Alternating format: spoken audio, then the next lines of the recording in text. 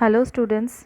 So today we will start with a new chapter named is physical and chemical changes. So what we are going to learn in today's class, today we are going to learn about a short introduction on the changes that take place around us. Then we will know about the types of changes that takes place all around us, and then we will discuss elaborately about the types and what is physical change and its types. So let's proceed. Now, we all have many substances around us. Now, all these substances have certain properties. Like what? Like state, that is, either it can be solid, liquid, or gas, then size, shape, color, smell, temperature, composition, structure, etc. Now, what happens when one or more properties of a substance becomes different? Then what we say? We say that a change has taken place in it. In class 6 already you have read, there was a chapter named changes around us, so little bit you know about the change that takes place in a substance. Now let's give an example. That suppose we all know that ice melts to form water, isn't it?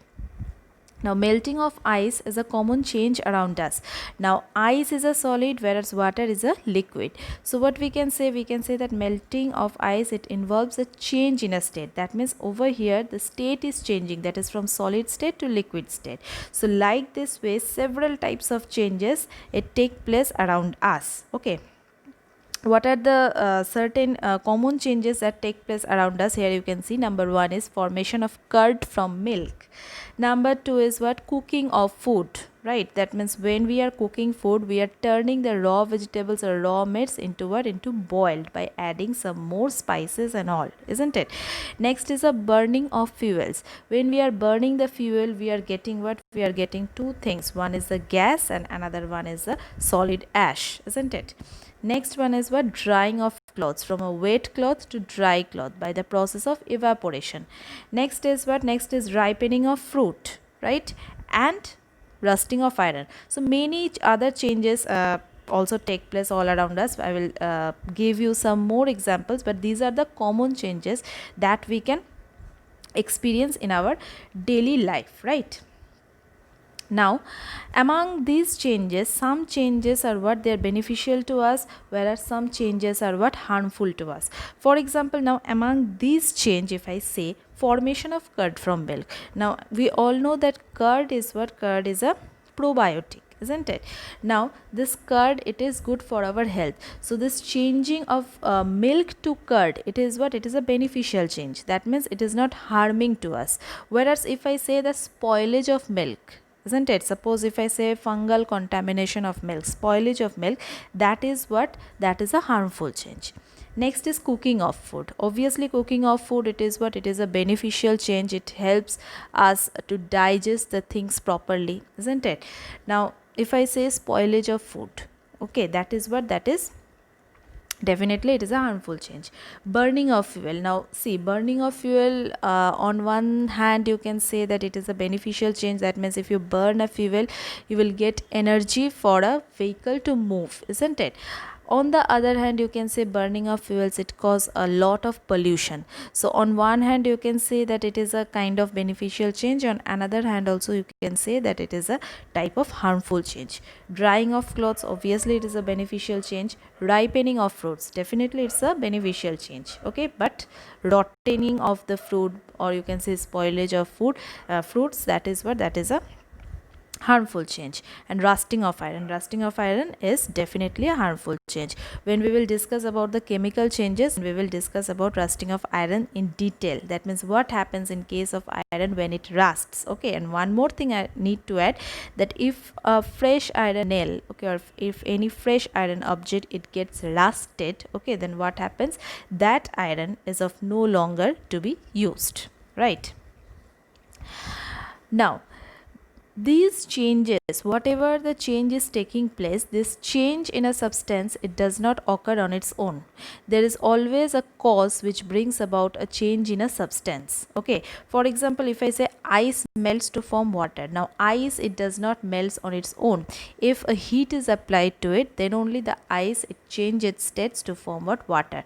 Now if you boil the water, then what happens? It changes into what? It changes into vapor. So always in these of the cited examples also, in everywhere you will find that there is a certain cause behind this changes. For example, this formation of curd from milk, it is done by what? It is done by some bacterial activity, isn't it? Cooking of food, heat is the cause. Burning of fuel, over here also heat is the cause. Okay, drying of clothes, over here evaporation, definitely heat. Okay, ripening of fruit, some chemical activities, and rusting of iron, that is also some chemical activities. Okay, next, types of changes. Now what we will discuss, main, you know the name of the chapter, it is physical changes and chemical changes. Now what are the two types of changes? Two types of changes are physical changes and chemical changes. So today in this class we will discuss about only about physical changes. Okay, now physical changes. What are physical changes? Those changes in which no new substances are formed are called what? Physical changes. Okay, now the changes in you can say state, size, shape, color of a substance are what? Are physical changes. Okay, that means you can say a temporary change, it take place. Okay, and again it can be reverted back to the original substance, right? Now in this case, very little energy, it is either absorbed or evolved in case of what? In case of physical changes. So what are the characteristics of physical change? What we can say, number one is what? No new substance is formed. Okay, only the change of state, or you can say only the change of color, or only the change of size, it takes place in physical change. Okay, number two, it is what? It is a temporary change. Number three, a very little energy, okay, is either absorbed or evolved in this process. And number four is what? A very temporary change in color, it can take place in physical change. For example, if I say a common example, I'm telling you, let us take a sheet of paper and cut it into number of pieces. Okay, now we cannot join the cut pieces of paper to make the original sheet of paper, but each small piece of paper, it is still a paper. So what you can say, the composition of paper has changed? Not at all, but size has changed, isn't it? So no new substance has been formed. Okay, so this type of change is what? Physical change. But yes, if you burn the paper, then what will happen? It will change into ash, isn't it? So a new substance is forming. So in that case we can say that that is what? That is a chemical change or permanent change. Okay, so many examples are there. For example, you can say in case of physical change, melting of ice to form water, then you can say freezing of water, boiling of water, then condensation of steam. Again, if you cool down the steam, then what happens? It forms the water, isn't it? Evaporation of water to form the water vapor. Then you can say cutting of cloth. Once you are cutting the cloth, it is turning into two pieces, isn't it? But the composition of cloth, or the material which is present inside the cloth, that is the fiber and all, it's not changing, isn't it? Then breaking of a chalk stick, then you can say breaking of a glass tumbler, then cutting of a log of wood into pieces, melting of wax, formation of cloud. Then you can say making soda water by dissolving carbon dioxide. Then you can say glowing of an electric bulb, stretching of a rubber band, grinding of any substances, stretching a metal to form wire. Okay, then conversion of liquid petroleum gas to form liquid in in cylinder to gaseous form. All these are what? All these are the examples of physical change where no new substances are formed, but a temporary change in a state, size, color, it can take place. Now, number one example what we can discuss is what? Melting of ice and freezing of water. Now take some ice in a beaker and keep it aside for some time. Now what we will see? We will see that ice melts to form water. Now actually what happens, the ice which is kept in the beaker, it receives heat from the surrounding air to melt and to form water. Now though the ice and water, it looks different, but still they are made up of what? They are made up of water molecules. So what does it mean? It means that no new substance is formed during the melting of ice. only a change of state is taking place during the melting of ice. So what we can say? We can say this melting of ice is what? It is a physical change, isn't it?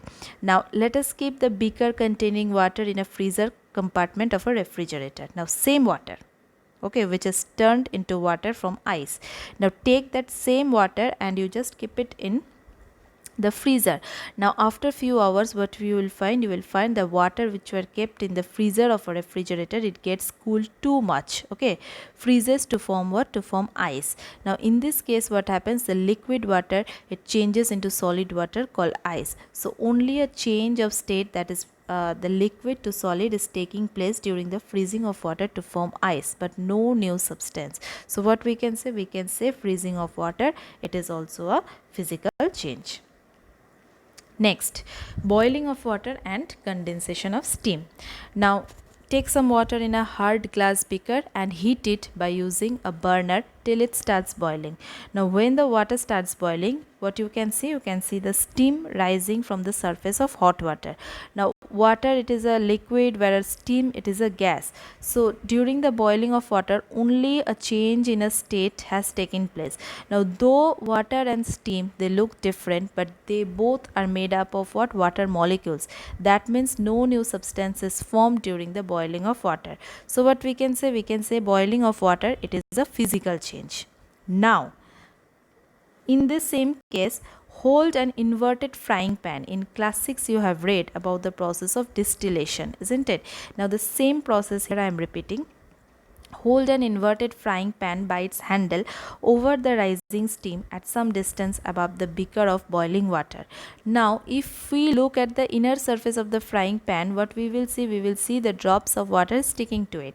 Actually what happens when hot rising steam comes in contact with the inverted frying pan, then some of the steam, it gets cooled and condenses to form drops of liquid water, right? Now during the condensation of the steam, there is only a change in state from gaseous state to liquid state, but no new substance is formed, okay? So what we can say? We can say the condensation of steam to form water, it is also what? It is a physical change, right? So we can say evaporation of water, that is also a physical change, right? And like same, the boiling of water, boiling is a rapid process, whereas evaporation, it is what? It is a slower process, okay?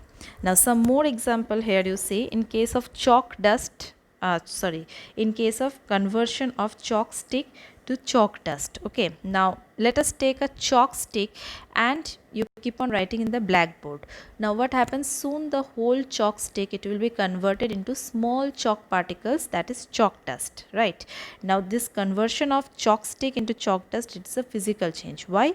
Because both the chalk stick and chalk dust are just the same substances, only their size is different. No new substance is formed during the conversion of chalk stick to chalk dust, okay? And if you want, you can turn this chalk dust again into chalk stick. How come?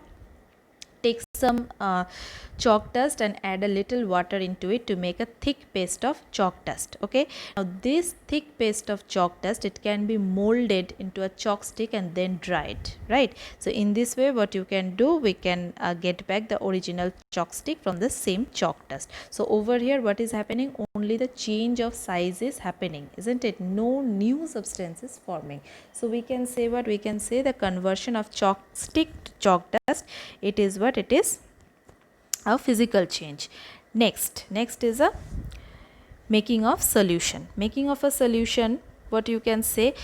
Solution means what? Solution means solute plus solvent. So let's start. Suppose you take some water in a porcelain dish and dissolve some common salt in it. You can take either common salt or you can take sugar, any one, okay? Now what happens? The salt or sugar, it disappears in water to form what? To form a solution, either a salt solution. If you put salt, then it becomes salt solution. If you put sugar, then what happens? It becomes sugar solution, okay? So a change has taken place, is making the salt solution. That means no longer it is in a solid form, okay? Now let us heat this porcelain dish containing the salt or sugar solution on a burner till all the water evaporates, okay? Now one thing what you will find, after all the water it gets evaporate, what you will find? You will find that a white powder, it is left behind the porcelain dish, right? Now if you taste this white powder, what you will find? You will find that either it is a common salt or the sugar. Okay, it is left behind, it is not evaporated along with the water. Okay, so it is the same sugar or common salt which we had dissolved in the water earlier. What does it means? It means that no new chemical substance has been formed by dissolving common salt and water to make a salt solution. And already in class 6 you have read that you can separate a solution, isn't it? Suppose if a salt solution is given to you, and suppose you are asked to separate the the water and that salt, how will you separate? You can separate it by what? By the process of evaporation. That means by the process of evaporation you can get only the salt. But if you want both, that is water and salt, okay, in that case you need to go for what? You need to go for distillation, by the process of distillation, right? So what we can say, making of a solution, it is also a type of physical change. Breaking of a glass tumbler. Breaking of a glass tumbler, in this case what happens?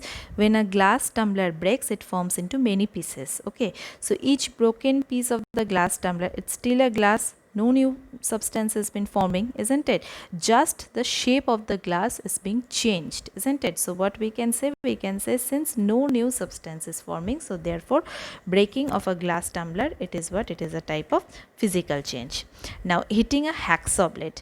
Now hacksaw blade, what is an hacksaw blade? Hacksaw blade, it is a long tooth blade which is used to cut the metal objects. Sometimes this hacksaw blade, it is also used for chopping the woods. Okay, now if you take one hacksaw blade, okay, and hold its one end with a pair of tongue, okay, keeping the other end of hacksaw blade over a flame of a gas burner for heating. After some time, what you will find? After some time you will see that the tip of hacksaw blade, it gets heated too much and it turns into red color. That means it becomes what? It becomes red hot. Now you just remove the tip of hacksaw blade from the burner and allow it to cool. Right, now what happens? On cooling, the tip of the hacksaw blade, it gets back to its original gray color. Okay, so in this case what we can find? We can find that only a temporary change in color of hacksaw blade is taking place during heating. No new substance is formed in this process. So what we can say? We can say the heating of hacksaw blade to the red hot stage, it is what? It is a physical change which can easily be reversed by cooling. So this is all about your today's class. Today we have discussed about the physical change. In our next class, we will start with the chemical change and we will discuss one by one about the examples of chemical change. Till then, thank you everyone.